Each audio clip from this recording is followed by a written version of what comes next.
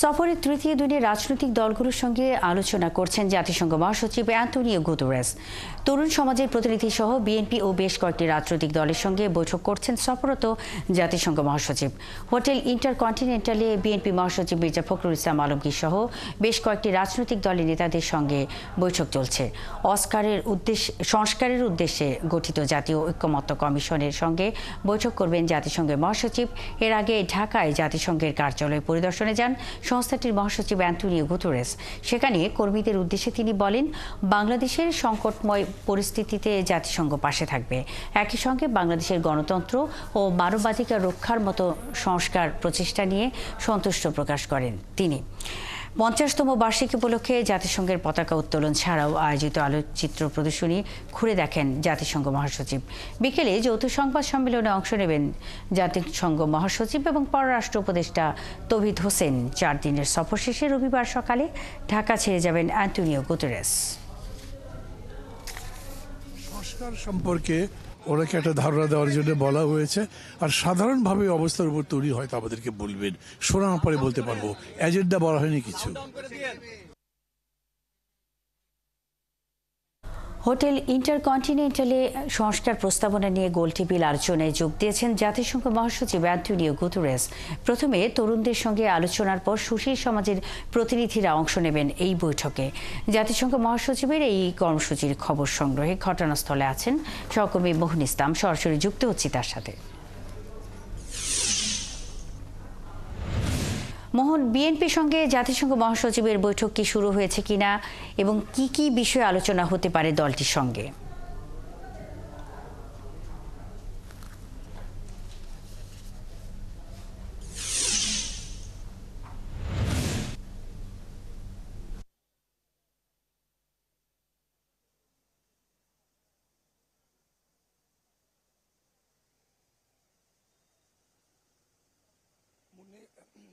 দুঃখিত মুন্নি, জাতিসংঘের যিনি মহাসচিব রয়েছেন অ্যান্তোনিও গুতেরেস, তিনি কিন্তু দুপুর 12টায় এই হোটেল ইন্টারকন্টিনেন্টালে প্রবেশ করেন। তারপর পরই কিন্তু বিএনপির মির্জা ফখরুল ইসলাম আলমগীর এবং সালাউদ্দিন আহমেদ, যিনি স্থায়ী কমিটির মেম্বার, তিনি কিন্তু প্রবেশ করেছেন। বলে রাখি যে শুধুমাত্র কিন্তু বিএনপির সাথেই জাতিসংঘের বৈঠকটি হচ্ছে না, এখানে বিভিন্ন রাজনৈতিক দলের নেতা এবং প্রতিনিধিরা এখানে অংশ নিচ্ছেন।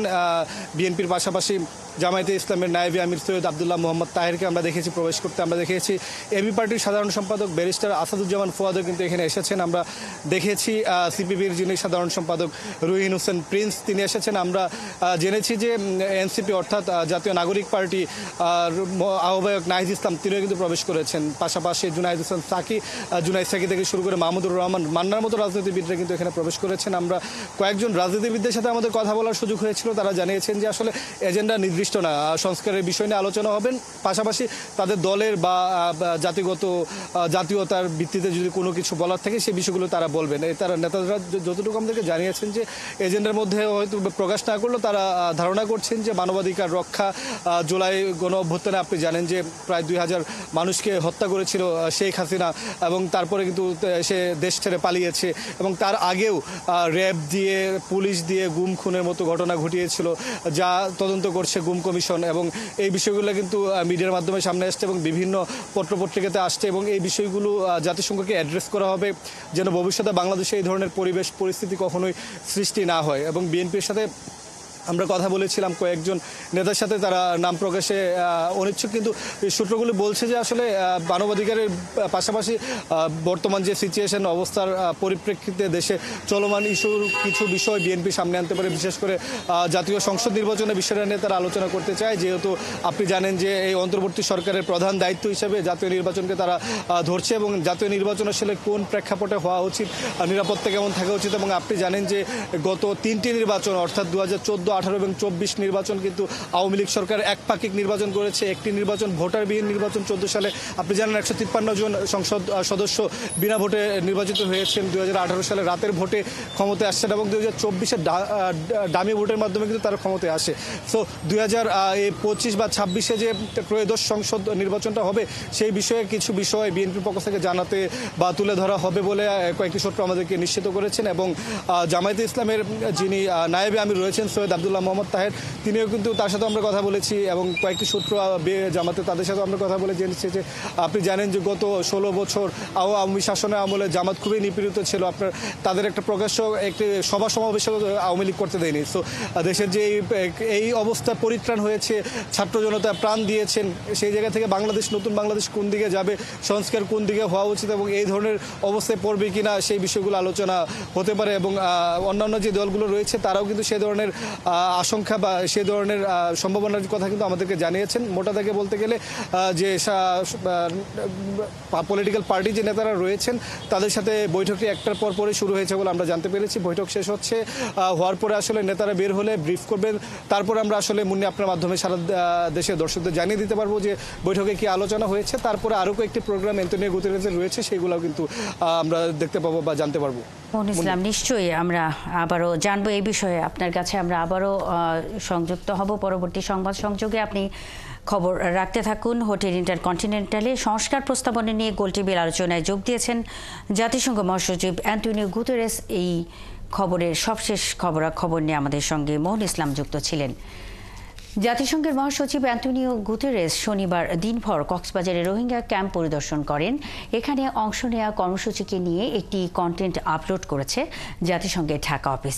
এই কন্টেন্টে জাতিসংঘের মহাসচিব রোহিঙ্গা ক্যাম্পে থাকার সময় বক্তব্য নেয় জাতিসংঘ টিম।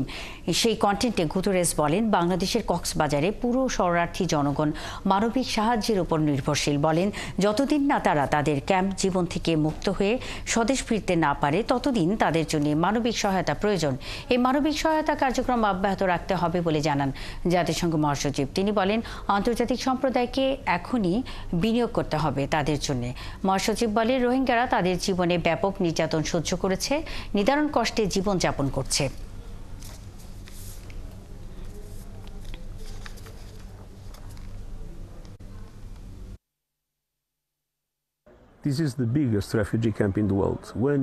বাংলাদেশের কক্সবাজারে পুরো শরণার্থী জনগণ মানবিক সাহায্যের উপর নির্ভরশীল। যতদিন না তারা যুদ্ধ এবং নিপীড়ন থেকে মুক্তি পায় ততদিন আমাদের তাদের সমর্থন করতে হবে। আন্তর্জাতিক সম্প্রদায়কে এখনই বিনিয়োগ করতে হবে তাদের জন্য যারা এত বেশি যন্ত্রণার সম্মুখীন হয়েছে।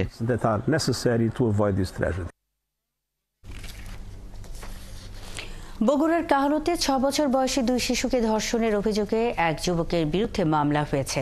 স্বজনদের অভিযোগ, বাড়িতে ডেকে নিয়ে ওই 2 শিশুকে ধর্ষণ করে 45 বছর বয়সী নুরুল ইসলাম। মৃত্যুর হুমকি দিয়ে ঘটনা ধামাচাপা দেওয়ার চেষ্টা করা হলেও ঘটনা ফাঁস হওয়ার পর থেকে তিনি পলাতক আছেন। SM আবু সাইদের তথ্য ও মাসুদ বাবুর ছবিতে প্রতিবেদন। মা মানসিক ভারসাম্যহীন, বাবা ভিক্ষুক। 2 বছরের ছোট বোনকে নিয়ে 10 বছরের এই শিশুটি থাকতো বরগুনার বৈকালীন বাজারে বাড়িতে। পরিবারের অসহায়ত্বের সুযোগে শিশুটি প্রথমে 3 জ্ঞাতি ভাইয়ের যৌন নির্যাতনের শিকার হয়। এক পর্যায়ে বাড়ি ছেড়ে পালায়, কিন্তু শেষ রক্ষা হয়নি। গত বুধবার বরগুনা সদর হাসপাতাল এলাকায় এক ঝালমুড়ি বিক্রেতা চূড়ান্ত যৌন হয়রানি করে শিশুটিকে। পরে শিশুটি আশ্রয় নেয় হাসপাতালে। এ সময় এক ব্যক্তির কাছে সে এই নির্যাতনের বর্ণনা দেয়। বর্ণনা রেকর্ড হয়ে চলে আসে 71-এর হাতে।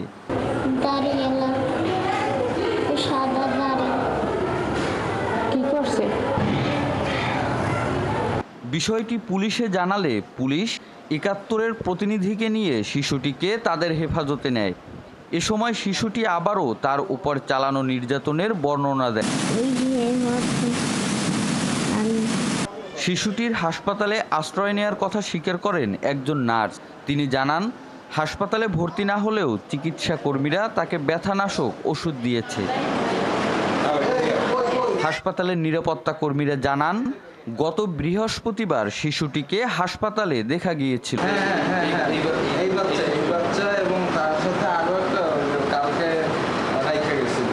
এরই মধ্যে ঘটনার তদন্ত শুরু করেছে পুলিশ। অতিরিক্ত পুলিশ সুপার আব্দুল হালিমের দাবি, এর জন্য বিশেষ গুরুত্ব দিয়ে টিম গঠন করা হয়েছে।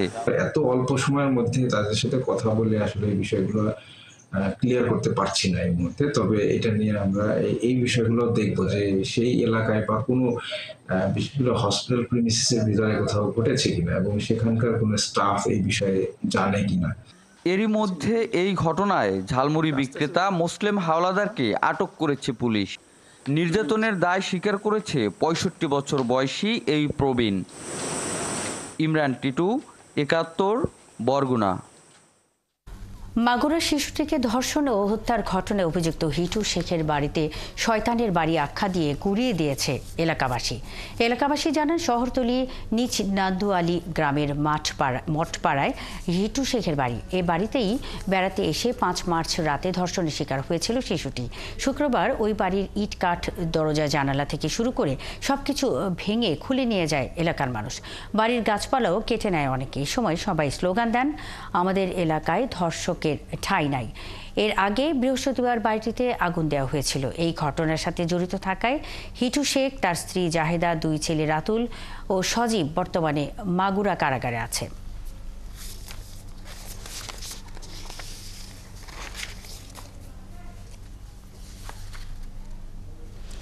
সেখানকার খবর জানাতে আমাদের সাথে যুক্ত হচ্ছেন সহকর্মী শরীফ তেহরান টুটুল। টুটুল, হিটু শেখের বাড়ির সবশেষ কি অবস্থা আমরা দেখতে চাই, এবং হিটু শেখ সহ 4 জন যে রিমান্ডে আছেন তাদের সবশেষ কি খবর রয়েছে আপনার কাছে? আপনাকে ধন্যবাদ। আমি এই মুহূর্তে নান্দোয়ালি অর্থাৎ শহরের পাশেই যে নান্দোয়ালি গ্রাম, যেই গ্রামে হিটু শেখের বাড়ি, আমি সেই হিটু শেখের বাড়িতে আমি এসেছি। এবং হিটু শেখের যে বাড়ির যে ভিটা, সেটা কিন্তু এখন আমার পেছনে, অর্থাৎ খুব কাছেই কিন্তু আমি দাঁড়িয়ে আছি।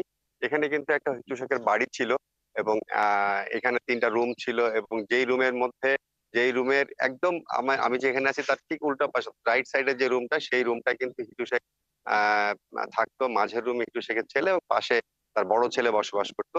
এই যে ভিটা আপনারা দেখছেন, এই ভিটায় কিন্তু অনেকগুলো গাছগাছালি ছিল, অনেক ঘর ছিল। এই গ্রামের লোক এই অত্যাচারী এই হিটু শেখ এবং তাকে আর এই বাড়িতে রাখতে চায় না, এই গ্রামে তার ঠাঁই দিতে চায় না, বিধায় তারা এগুলো ভেঙে চুরে সব সমান করে দিয়েছে। এবং এখানে বেশ কিছু গাছ ছিল, সেগুলো সব কেটে নিয়ে গেছে। এবং তাদের একটি দাবি যে এই ধরনের অত্যাচারী মানুষ এই গ্রামে থাকবে না, এবং এই যে দৃষ্টান্ত তারা স্থাপন করেছে, এটা দেখে তারা মানুষকে শেখাতে যায় যেন এই ধরনের অপকর্ম যেন আর কেউ জড়িত না হয়ে থাকে। সেটি হচ্ছে গ্রামের মানুষের দাবি। এবং আরেকটা বিষয় হচ্ছে, গ্রামের মানুষ এখানে চেয়েছে যে তারা এখানে যেভাবেই হোক একটা মসজিদ অথবা একটা মাদ্রাসা করতে চান, এবং সেটি তারা এখানে এই ভিটা বাড়িতে করতে চান। আর আপনি আরেকটি বিষয় যেটা বলেছেন যে এই মামলার যে প্রক্রিয়া, সেই মামলায় আসলে যারা আটক রয়েছে তাদের রিমান্ড শুনানি চলছে। আমরা ইতিমধ্যে জানতে পেরেছি যে 3 জনের রিমান্ড শুনানি আজকে শেষ হতে পারে। তবে এই রিমান্ড শুনানিতে যে কি আসছে সেটি কিন্তু আমরা এখন পর্যন্ত জানতে পারিনি, এবং পুলিশ তার নিরাপত্তার সাথেই কিন্তু এই বিষয়টি এখন পর্যন্ত প্রকাশ করেনি। এবং পুলিশের সঙ্গে আমরা বারবারই যোগাযোগ করার চেষ্টা করছি, তিনি বলেছেন যে মামলার নিরাপত্তার সাথে এটি বলা হবে না। আরেকটি বিষয় আমরা বলি যে আজকে আসিয়ার যেই বাড়ি, তার যে জারিয়া গ্রাম, সেই গ্রামে কিন্তু একটি বিশেষ দল অর্থাৎ জামাত ইসলামের আমির সেখানে এসেছিলেন, এবং সেখানে তার বাড়িতে তার পরিবারের সঙ্গে দেখা করেছেন, পরিবারের আর্থিক সহায়তা সহ সব ধরনের সহযোগিতার আশ্বাস প্রদান করেছেন। এবং সেখানে তিনি যে আসিয়ার যে বাড়ি, যে কবরস্থানে তিনি গেছেন, পরিদর্শন করেছেন, এবং সেখানে যুক্ত হয়ে বেশ কিছু তথ্যের জন্য সঙ্গেই থাকবেন।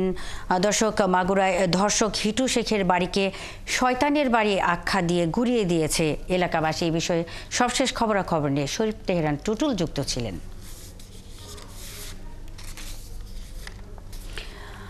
ধর্ষণের শিকার হয়ে চিকিৎসাধীন অবস্থায় মারা যাওয়া কিশোরী আসিয়ার কবর জিয়ারত করেছে জামায়াতে ইসলামের আমির ডাক্তার শফিকুর রহমান। শনিবার সকাল 9:30টায় প্রথমে সোনাইকুণ্ডি গোরস্থানে আসিয়ার কবর জিয়ারত করেন।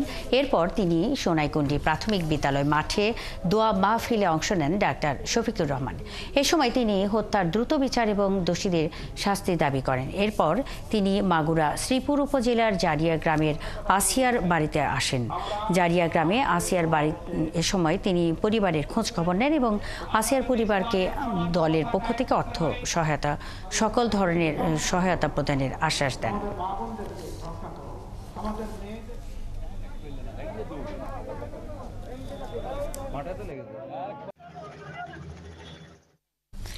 বিএনপির ভারপ্রাপ্ত চেয়ারম্যান তারেক রহমান বলেছেন, দেশে বিচারের দীর্ঘসূত্রতার ফলে আইনের ফাঁক দিয়ে ধর্ষণকারীরা বারবার রক্ষা পাচ্ছে। এতে ধর্ষণের মাত্রা দিন দিন বেড়েই চলেছে। বৃহস্পতিবার রাতে এক বিজ্ঞপ্তিতে তিনি মন্তব্য করেন। তিনি বলেন, আধুনিক এই যুগে মানবজাতি এমন অমানবিক, পৈশাচিক এবং বর্বরোচিত কাজে লিপ্ত হতে পারে তা কল্পনাতীত। ধর্ষণ শুধু অপরাধী নয়, মানবতার বিরুদ্ধে চরম আঘাত এবং সমাজের নৈতিক অবক্ষয়ের ভয়াবহ চিত্র। তারেক রহমান জানান, নির্মম পাশবিকতায় শিশু আসিয়ার মৃত্যুর ঘটনা দেশবাসীর মতো তাঁকেও ব্যথিত করেছে। এই মৃত্যু কোনোভাবেই মেনে নেওয়া যায় না। অতীতের ফ্যাসিবাদী সরকারের সময় ধর্ষণকারীদের বিচারের আওতায় না এনে বিভিন্নভাবে পুরস্কৃত করার ফলে দেশে ধারাবাহিকভাবে একই ঘটনার পুনরাবৃত্তি ঘটছে। তিনি বলেন, পবিত্র রমজান মাসেও ধর্ষণ থামছে না। বিবৃতিতে বিএনপির ভারপ্রাপ্ত চেয়ারম্যান বলেন, নারী, কিশোরী ও শিশুদের প্রতি যে কোনো ধরনের সহিংসতা বা হয়রানি মানবাধিকারের সুস্পষ্ট লঙ্ঘন। তাই সরকারি সংশ্লিষ্ট কর্তৃপক্ষকে নারী ও শিশুর নিরাপত্তা এবং মর্যাদা নিশ্চিত করতে দায়িত্বশীল ভূমিকা পালনের আহ্বান জানান তিনি। ভুক্তভোগী ও তাদের পরিবারের সুরক্ষার পাশাপাশি ধর্ষকদের দ্রুত ও দৃষ্টান্তমূলক শাস্তি নিশ্চিতের উপর তাগিদ দেন তারেক রহমান।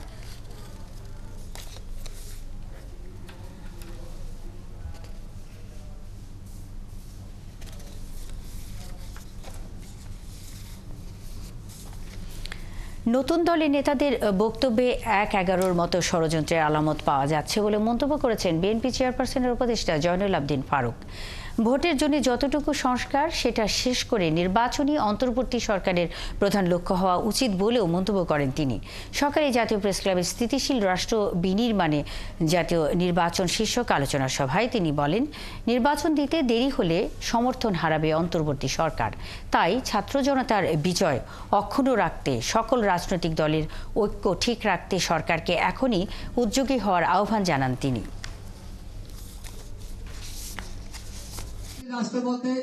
আরেকটি ষড়যন্ত্র মোটা আকারে প্রস্তুতি নিচ্ছে বাংলাদেশে। আপনাদের এই কথাবার্তার মধ্য দিয়ে এই ষড়যন্ত্র পাকাপোক্ত করে দেশে খোকন মুখদের রক্তে অর্জিত যে দ্বিতীয় স্বাধীনতা তাকে নাশসাত করার একটা পরিকল্পনা। বুয়েট ছাত্র আবরার ফাহাদ হত্যা মামলায় ২০ আসামিদের মৃত্যুদণ্ড অনুমোদন, জেল আপিল ও আপিলের ওপর রায় আগামীকাল রোববার ঘোষণা হতে পারে। বিচারপতি AKM আসাদুজ্জামান ও বিচারপতি সৈয়দ এনায়েত হোসেনের সমন্বয়ে গঠিত হাইকোর্ট বেঞ্চ এ রায় দেবেন। সুপ্রিম কোর্টের ওয়েবসাইটে এ নিয়ে একটি নথি পাওয়া গেছে।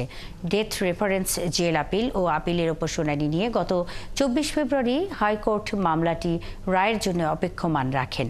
সেই অনুযায়ী রায়ের জন্য আদালতের আগামীকালকের কার্যতালিকায় উঠে এসেছে। ২০১৯ সালের ৬ অক্টোবর বুয়েটের দ্বিতীয় বর্ষের ছাত্র আবরার ফাহাদের লাশ উদ্ধার করা হয়। মামলা তদন্ত করে বুয়েটের ২৫ শিক্ষার্থীর বিরুদ্ধে ২০১৯ সালের ১৩ নভেম্বর পুলিশ আদালতে অভিযোগপত্র দেয়। অভিযোগপত্র আমলে নিয়ে ২০২০ সালের ১৫ সেপ্টেম্বর আসামিদের বিরুদ্ধে অভিযোগ গঠন করেন আদালত। রাজধানীর কামরাঙ্গীরচর ও নারায়ণগঞ্জ জেলায় সাঁড়াশি অভিযান চালিয়ে বিপুল পরিমাণ জাল নোট তৈরির ৩ জনকে গ্রেপ্তার করেছে ডিএমপির কামরাঙ্গীরচর থানা পুলিশ। এ সময় জাল নোট তৈরির বিভিন্ন সরঞ্জাম উদ্ধার করা হয়। সকালে ডিএমপি মিডিয়া সেন্টারে এক সংবাদ সম্মেলনে পুলিশ কর্মকর্তারা জানান, রাজধানীর কামরাঙ্গীরচর ও নারায়ণগঞ্জে ধারাবাহিক অভিযান পরিচালনা করে অভিযুক্তদের গ্রেপ্তার করা হয়। সংবাদ সম্মেলনে পুলিশ কর্মকর্তা জানান, নারায়ণগঞ্জের সিদ্ধিরগঞ্জ থানাধীন কদমতলির গ্যাস লাইন নামক এলাকায় গ্রেপ্তারকৃত সুমনের ভাড়া বাসায় প্রিন্ট করা হতো এসব জাল টাকা। গ্রেপ্তারকৃতরা জানায়, তারা দীর্ঘদিন ধরে বিভিন্ন ধরনের জাল নোট তৈরি করে রাজধানী সহ বাংলাদেশের বিভিন্ন জেলায় বিক্রয় করত। তারা আসছে ঈদকে সামনে রেখে বিপুল পরিমাণ জাল নোট তৈরি ও সরবরাহের পরিকল্পনাও ছিল তাদের।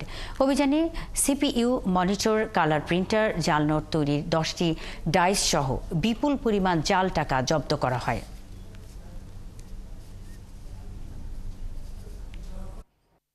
তারা আমাদেরকে জানায় যে তারা এই আসন্ন যে পবিত্র ঈদ উল ফিতর এবং চলমান যে রমজান মাস, এই রমজান মাসে মানুষের যে কর্মচাঞ্চল্য থাকে এবং ব্যস্ততা থাকে ব্যবসা বাণিজ্য এবং আর্থিক লেনদেনে, এই সুযোগটাকে কাজে লাগিয়ে তারা এই জাল টাকাগুলো বাজারে ছড়িয়ে দিবে এবং তারা জাল টাকার বিনিময়ে পণ্য ক্রয় করবে। এটা ছিল তাদের একটা উদ্দেশ্য। একেবারে ফিনিশড প্রোডাক্ট যেটা বাজারে ছেড়ে দেওয়ার মতো অবস্থায় আছে এইরকম, এই যে আমার হাতে দুটো দেখছেন, দুটো জাল টাকা, একটা ৫০০ টাকার নোট, একটা ১০০০ টাকার নোট।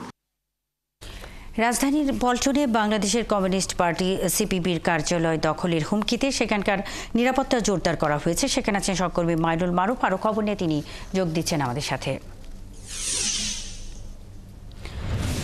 মাইনুল, সেখানকার কি পরিস্থিতি দেখছেন এবং কি ধরনের হুমকি পাওয়া গেছে সে বিষয়ে কিছু জানতে পেরেছেন কিনা?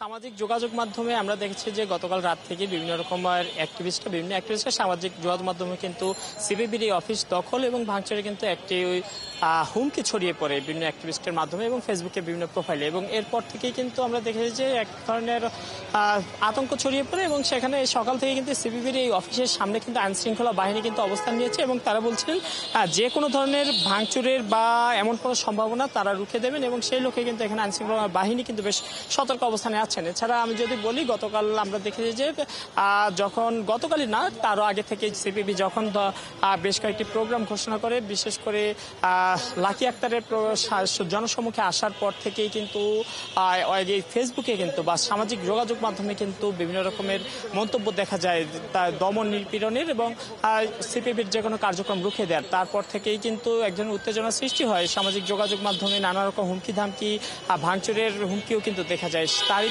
পরে কিন্তু মূলত সিপিবির আজকেও একটি প্রোগ্রাম ছিল দেশব্যাপী কালো পতাকা উত্তোলন, বিচারের দাবিতে ধর্ষণের বিচার এবং পাশাপাশি স্বরাষ্ট্র পদত্যাগেরও দাবি কিন্তু করা হয়েছিল বিভিন্ন ছাত্র সংগঠনের পর থেকে।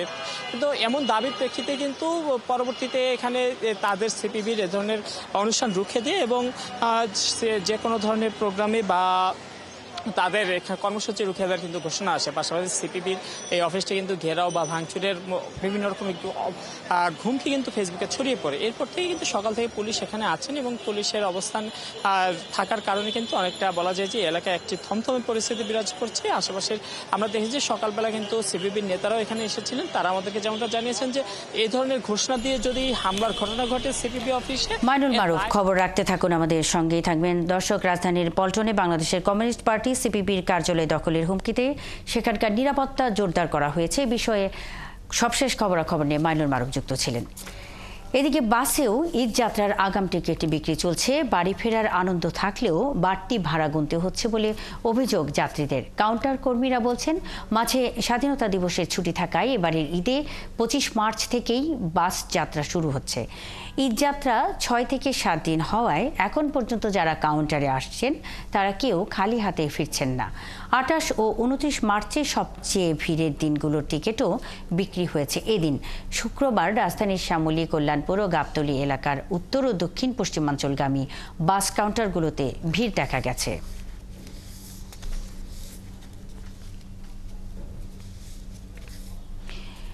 ঈদযাত্রার আগাম টিকিট বিক্রির দ্বিতীয় দিনে অনলাইনে প্রথম 2.5 ঘন্টায় পশ্চিমাঞ্চলের প্রায় সব টিকিটই বিক্রি শেষ হয়েছে। আজ বিক্রি হয়েছে 25 মার্চের টিকিট বিক্রি শুরুর প্রথম আধ ঘন্টায় 73 লাখ বার ওয়েবসাইটে টিকিট কাটার চেষ্টা করা হয়েছে। সকাল 8টায় প্রথমে পশ্চিমাঞ্চলে ট্রেনের টিকিট বিক্রি শুরু হয়। 2.5 ঘন্টার মধ্যে 14,465 টিকিটের মধ্যে 13,716 টিকিট বিক্রি শেষ হয়। পূর্বাঞ্চলে টিকিট পাওয়া যাবে দুপুর 2টা থেকে। এবার প্রতিদিন ঢাকা থেকে 35,315টি বিক্রি করা হবে। তবে এবার বিশেষ ট্রেনের সংখ্যা কমিয়ে আনা হয়েছে। আগে 8 থেকে 10 জোড়া বিশেষ ট্রেন চললেও এবার 5 জোড়া চলবে। এদিকে কমলাপুর রেল স্টেশনের কাউন্টার থেকে কোনো টিকিট বিক্রি না হওয়ায় এবার চিরচেনা সেই চিত্রটা দেখা যাচ্ছে না। আগাম টিকিটের জন্য যাত্রীদের দীর্ঘ লাইন কিংবা ঘন্টার পর ঘন্টা অপেক্ষা করতে হচ্ছে না আর।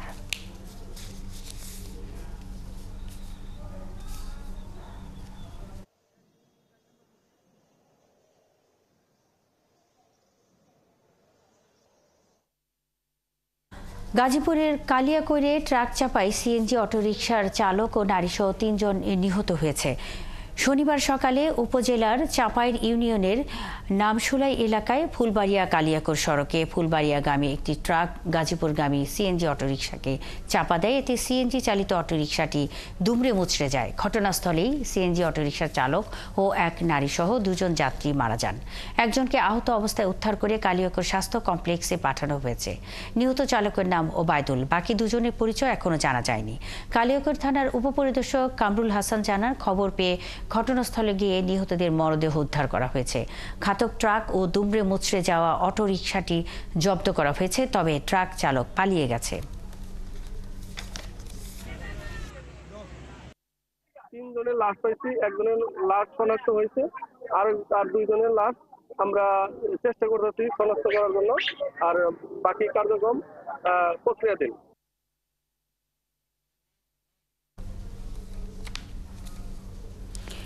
সিরাজগঞ্জে ড্রেন নির্মাণ কাজ করার সময় দেওয়াল ধসে পড়ে 2 নির্মাণ শ্রমিক নিহত হয়েছে। আহত হয়েছে আরও অন্তত 3 জন। শনিবার সকাল 10টার দিকে সিরাজগঞ্জ পৌর এলাকার শাহিদনগর ব্যাপারীপাড়ায় এই ঘটনাটি ঘটে। তাৎক্ষণিকভাবে নিহত ও আহতদের নাম পরিচয় পাওয়া যায়নি। সিরাজগঞ্জ সদর থানার ভারপ্রাপ্ত কর্মকর্তা হুমায়ুন কবির জানান, সকালে সিরাজগঞ্জ শহরের শাহিদনগর ব্যাপারীপাড়া এলাকায় ড্রেন নির্মাণের জন্য খনন কাজ করছিল 5 শ্রমিক। এ সময় পার্শ্ববর্তী একটি বাড়ির দেওয়াল ধসে পড়লে স্থানীয়রা 5 জনকে উদ্ধার করে হাসপাতালে ও ক্লিনিকে পাঠায়। হাসপাতালে একজন ও ক্লিনিকে আরেকজনকে মৃত ঘোষণা করা হয়। সিরাজগঞ্জ ফায়ার সার্ভিস স্টেশনের সহকারী উপপরিচালক আব্দুর রহমান জানান, মাটির নিচে আরও কেউ চাপা পড়ে আছে কি না তা দেখা হচ্ছে।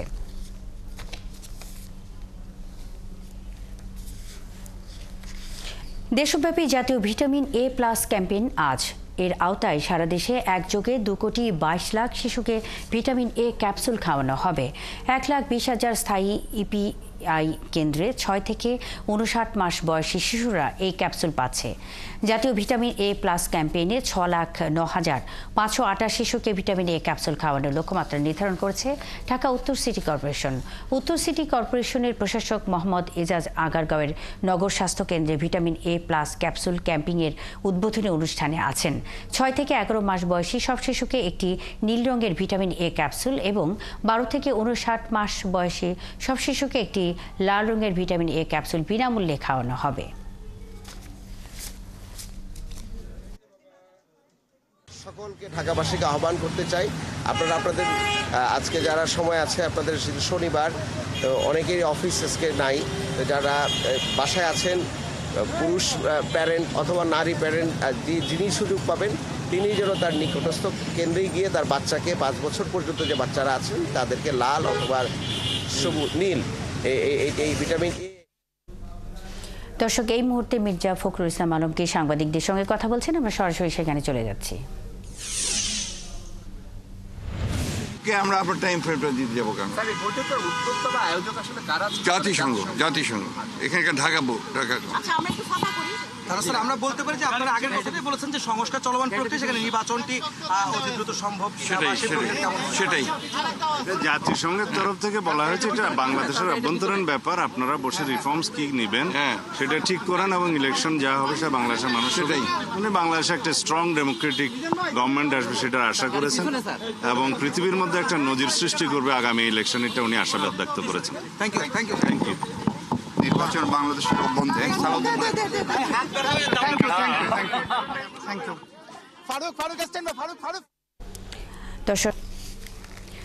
দর্শক, হোটেল ইন্টারকন্টিনেন্টালে সংস্কার প্রস্তাবনী নিয়ে গোলটেবিল আলোচনার শেষে জাতীয় নাগরিক পার্টির আহ্বায়ক নাহিদ ইসলাম কথা বলছেন। আমরা সরাসরি সেখানে চলে যাচ্ছি। করতে হবে যেটা জুলাই সনদের কথা বলা হচ্ছে, সেই জুলাই সনদে স্বাক্ষরের মাধ্যমে আমাদের জনগণের কাছে আমাদের যে কমিটমেন্ট সংস্কারের যে ধারাবাহিকতা সেটার বাস্তবায়নের জন্য আমরা জুলাই সনদে তার দ্রুত বাস্তবায়নের কথা বলেছি এবং সংবিধান সংস্কার বিষয়ে আমাদের যে অবস্থান, যে গণপরিষদের মাধ্যমেই সংবিধান সংস্কার করতে হবে, অন্যথা পার্লামেন্টে সংবিধান সংস্কার টেকসই হবে না। বাংলাদেশের ইতিহাস থেকেও আমরা এটাই দেখতে পাই। তো আমাদের সেই দলীয় অবস্থান আমরা সংক্ষেপে বলেছি।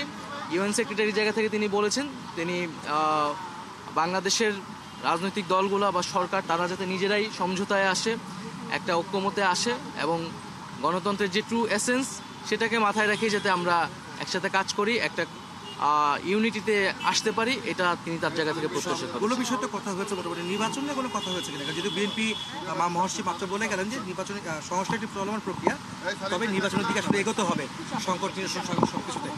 আপনারা কি নির্বাচন নিয়ে কোনো কথা বলছেন? আমরা মনে করি এবং আমরা এটাই বলেছি যে নির্বাচনকে তো আমরা সংস্কারের একটা প্রক্রিয়া হিসেবে দেখি, সংস্কারের ধারাবাহিকতা হিসেবেই দেখি। কোনো রকম সংস্কার ছাড়া নির্বাচন, সংস্কারবিহীন নির্বাচন তো কোনো কাজে দেবে না। এটা অন্য সকল রাজনৈতিক দলও এটার সাথে একমত পোষণ করে। এখানে মতপার্থক্যগুলো হচ্ছে কোন সংস্কারটা কখন হবে, ইলেকশনের আগে কখন হবে, পরে কতটুকু হবে, সেটা আমরা মনে করি যে জুলাই সনদের মধ্যেই আমরা সেটার বাস্তবায়ন হলে সেই যেই মতপার্থক্যগুলো সেগুলো কিন্তু কেটে যাবে এবং আমরা একটা ঐক্যমতে আসলে আসতে পারবো। সংবিধান পরিবর্তন সংক্রান্ত কোনো কথা আপনারা বলেছেন কিনা? না, এখানে তো আসলে খুব বিস্তারিত আলাপের বিষয়ে সুযোগ ছিল না। আমরা সংস্কার বিষয়ে ওভারঅল আলাপ করেছি এবং সংবিধান সংস্কার বিষয়ে আমাদের যেটা বক্তব্য সেটা আমরা বলেছি যে আমরা গণপরিষদের মাধ্যমে নতুন সংবিধানই বলি, সংবিধান সংস্কারই বলি। গণপরিষদ ছাড়া সংবিধানের মৌলিক কোনো পরিবর্তন আসলে কিন্তু টেকসই হবে না। সেই জায়গা থেকে আমরা গণপরিষদ নির্বাচন চাচ্ছি।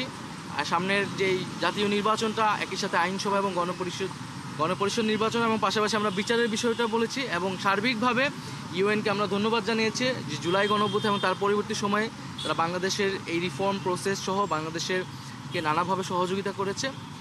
তো এই বিষয়গুলো মূলত বিচারের বিষয়ে জাতিসংঘের কোনো সহযোগিতা চেয়েছে?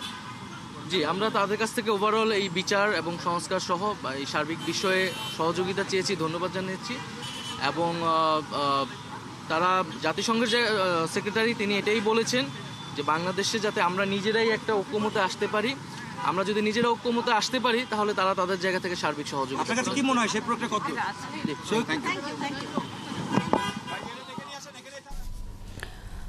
দর্শক, হোটেল ইন্টারকন্টিনেন্টালে সংস্কার প্রস্তাবনা নিয়ে গোলটেবিল আলোচনা শেষে জাতীয় নাগরিক পার্টির আহ্বায়ক নাহিদ ইসলাম কথা বলছিলেন। আমরা সরাসরি এতক্ষণ সেখানে ছিলাম।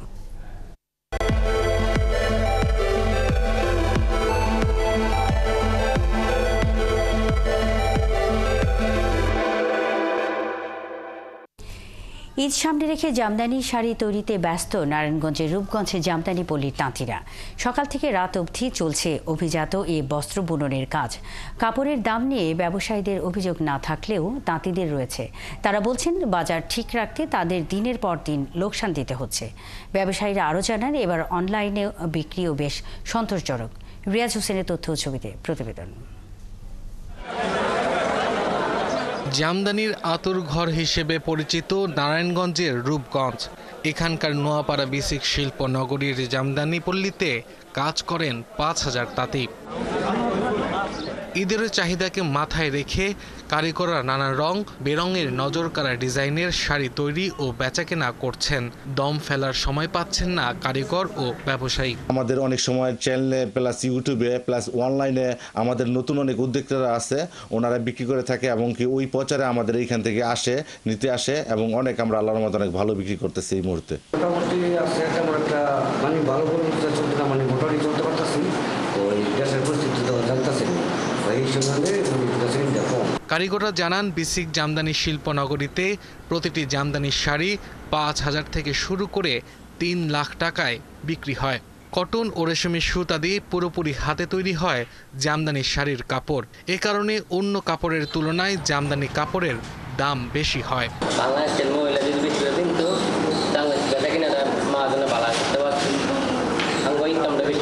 জামদানি শাড়ি কাজটা এখন মানুষ শিখতে চায় না, পরিশ্রম হিসাবে এটা টাকা নাই, ডিউটি হিসাবে টাকা নাই। রাজধানী সহ বিভিন্ন জেলার খুচরা ও পাইকারি ব্যবসায়ীর পাশাপাশি অনেক লোকজন এখানে আসেন তাদের পছন্দের কাপড় কিনতে। এই জামদানি পল্লীতে অনলাইনে দেখে আমরা এই জামদানি পল্লীতে আসলাম এবং জামদানি শাড়িগুলো ক্রয় করলাম। এখানে খুব ভালো মানের জামদানি পাওয়া যায়। সরাসরি আসছি জামদানি পল্লীতে, এখানে মোটামুটি ভালো কাপড়ও পাওয়া যায় এবং রিজনেবলের ভিতরে পাওয়া যায়। সুতার মধ্যে অরিজিনাল বা ডুপ্লিকেট চেনা খুব মুশকিল হয়ে যায়। এখানে আসার কারণ হইল মূলত অরিজিনাল জামদানিটা পাওয়া যাবে। এবারের ঈদে ২০ থেকে ৩০ কোটি টাকার শাড়ি বেচাকেনা হবে বলে আশা করছেন ব্যবসায়ীরা। বেশি বিক্রি হচ্ছে অনলাইনে। আমাদের জামদানি উদ্যোক্তারা কিন্তু আসলে আগে থেকেই বিশেষ করে করোনার কালীন সময় থেকে আমাদের অনলাইনে বেচা কেনা অনেক বেশি বেড়ে গেছে এবং টোটাল জামদানি শাড়ির প্রায় 50% মতোই কিন্তু অনলাইনে বেচা কেনাটা হয় এবং আমাদের এখানে যারা জামদানি উদ্যোক্তা আছে তাদের প্রত্যেকেরই হচ্ছে নিজস্ব ফেসবুক পেজ আছে। জামদানি পল্লীতে 460টি প্লট রয়েছে আর সব মিলিয়ে তাঁত রয়েছে 1500টি। আব্দুল আল মামুন, ৭১।